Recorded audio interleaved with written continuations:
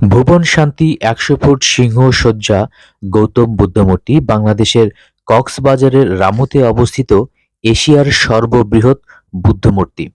২০০৬ সালে ব্যক্তিগত উদ্যোগে সোনালী রঙের ১০০ ফুট ৩০ মিটার দৈর্ঘ্যের এবং ৬০ ফুট বা ১৮ মিটার উচ্চতার মূর্তিটির নির্মাণ কাজ শুরু করেন শ্রীমৎ করুণা শ্রী ভিক্ষু। ২০০৯ সালে নির্মাণ কাজ শেষ হয়। পূর্বে ২০০২ সালে প্রায় ২ একর জায়গায় বিমুক্তি বিদর্শন ভাবনা কেন্দ্র বৌদ্ধ বিহারটি প্রতিষ্ঠা করা হয়। মিয়ানমারের কারিগর থোয়াইং সি রাখাইন বৌদ্ধ মূর্তিটি তৈরি করেন। মূর্তিটি নির্মাণে প্রায় কোটি টাকা ব্যয় হয়। প্রতি বছর শ্রীলঙ্কা, বার্মা, চীন, Japan, Thailand, Nepal, Bhutan, Vietnam, Cambodia সহ বৌদ্ধ ধর্মাবলম্বী দেশ থেকে লোকজন এটি পরিদর্শনে আসেন। বৌদ্ধবিহারটিতে ঢুকতেই চোখ খুবই ভালো লাগলো, কারণ দুই পাশে দেখতে পাচ্ছেন নিখুঁত কাজ করা, অনেক সুন্দর একেবারে পরিপাটি করা।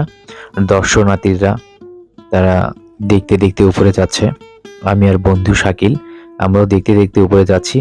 ওই পাশের ডান পাশটাতে এখনো কাজ চলমান রয়েছে। যারা কারুশিল্পী যারা ছিলেন তারা কিন্তু কাজ করছিলেন। বাম পাশের এই দিকটাতে প্রায় কাজ শেষ, রং করাও হয়েছে, অনেক সুন্দর দেখা যাচ্ছিল। সোজা ওই যে সামনে দেখতে পাচ্ছেন, এটাই কিন্তু সেই বাংলাদেশের সর্ববৃহৎ প্রায় ১০০ ফুট দৈর্ঘ্যের সেই আলোচিত বুদ্ধ মূর্তিটি। এই সর্ববৃহৎ বুদ্ধ মূর্তিটির অবস্থান কক্সবাজার জেলার রামু উপজেলার জোয়ারিয়ানা ইউনিয়নের উত্তর মিঠাছড়ি বড়ুয়াপাড়ার বিমুক্তি বিদর্শন ভাবনা কেন্দ্র বৌদ্ধ বিহারের অভ্যন্তরে অবস্থিত। এখানটাতে আমরা অবশ্য অনেকটা সকালে গিয়েছিলাম, লোকজন আসার পূর্বেই আমরা কিছুটা ফাঁকা পেয়েছিলাম। এই সুযোগে আমরা কিছুটা ফটো সেশন করে নিলাম। খুবই ভালো লাগছিল, অনেক পরিষ্কার পরিপাটি, সবকিছু মিলে অন্যরকম একটা ভালো লাগা কাজ করছিল। আমরা একটু ভিতরে গিয়েও ছবি তুলেছি। বন্ধু শাকিল আমাকে হেল্প করেছে। এই যে দেখতে পাচ্ছেন, এটা সম্ভবত মানে দক্ষিণ এশিয়ারই সব থেকে বড় মূর্তি হবে কিনা, কারণ এটা অনেক বড় ছিল। আসলে এটা করতেও কিন্তু অনেক সময় লেগেছে। দর্শনার্থীরা তারা দেখছিলেন।